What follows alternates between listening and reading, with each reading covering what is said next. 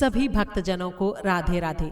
कथा शुरू करने से पहले एक छोटी सी रिक्वेस्ट, अगर आपने मेरे चैनल को अभी तक सब्सक्राइब नहीं किया है तो प्लीज इसे सब्सक्राइब करें और वीडियो को ज्यादा से ज्यादा शेयर करें ताकि और लोग भी इस पुण्य कथा को सुनकर इसका लाभ ले सकें।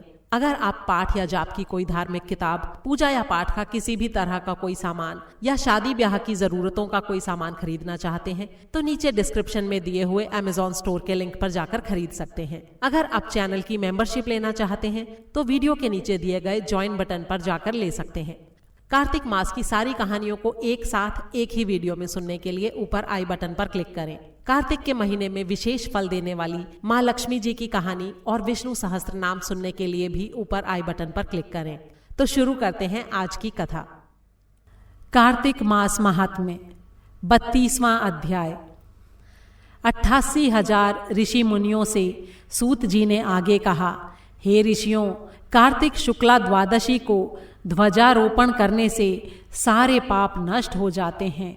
चारों वर्ण अर्थात ब्राह्मण, क्षत्रिय, वैश्य और शूद्र, इनमें से जो कोई भी भगवान के मंदिर में झंडी लगाता है वो ब्रह्मा जी और अन्य देवताओं द्वारा सम्मानित होकर विष्णु लोक को प्राप्त होता है।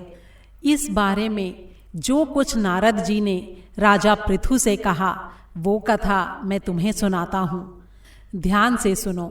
देवर्षि नारद जी ने कहा, हे राजन, इस संबंध में एक बड़ा ही प्राचीन इतिहास सुनिए। बहुत पहले सत्य युग में सुमति नाम का एक चंद्रवंशी राजा था।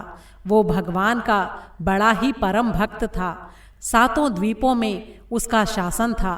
उसकी रानी सत्यवती भी बड़ी ही ईश्वर भक्त और पतिव्रता थी। वो भगवान के सामने नृत्य करती और कार्तिक शुक्ला द्वादशी को भगवान के मंदिर में ध्वजा बांधा करती थी।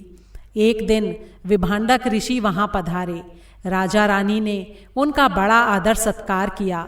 उन्हें ध्वजा लगाते हुए देखकर ऋषि ने कहा, हे राजन, भगवान को प्रसन्न करने के और भी अनेक साधन हैं, तब आपको ध्वजा लगाने में इतनी श्रद्धा क्यों है?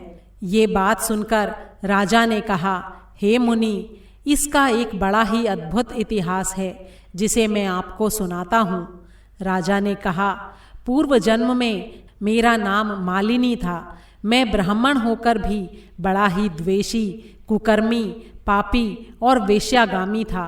इन कुकर्मों के कारण मेरे बंधु बांधवों ने मुझे घर से निकाल दिया। इसके पश्चात मैं वन में जीव जंतुओं और हिरणों को मारकर अपनी भूख शांत किया करता था। एक दिन विंध्याचल पर्वत पर रहने वाली कोकिलिनी नाम की एक भील कन्या, जिसने अपने पति को मार दिया था, भूख से व्याकुल होकर वहां आई और मेरे पास रहने लगी।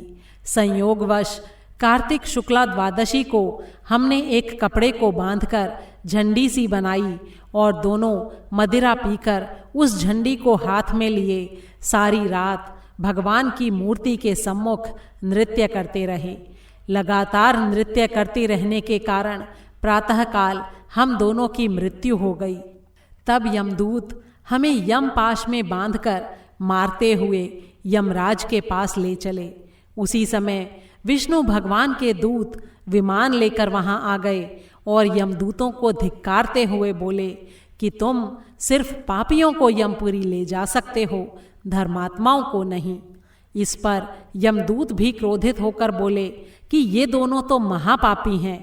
जीवन भर इन्होंने एक भी पुण्य कार्य नहीं किया है, इसी कारण हम इन्हें यमपुरी ले जा रहे हैं। तब विष्णु जी के पार्षदों ने कहा कि ये बड़े खेद की बात है कि तुम्हें धर्म और अधर्म का तनिक भी ज्ञान नहीं है। ये ठीक है कि जीवन भर ये पाप कर्मों में लगे रहे, लेकिन कार्तिक शुक्ला द्वादशी को इन्होंने भगवान के मंदिर में ध्वजा लगाई और नृत्य और गायन किया है, जिसके कारण इनके सारे पाप नष्ट हो गए हैं। इसलिए ये विष्णु लोक जाने के अधिकारी हैं। भले ही इन्होंने अनजाने में ये सब कार्य किया है, लेकिन उसका फल तो इन्हें प्राप्त होगा ही। इसके पश्चात विष्णु जी के पार्षद हमें विमान में बैठाकर विष्णु लोक को ले गए।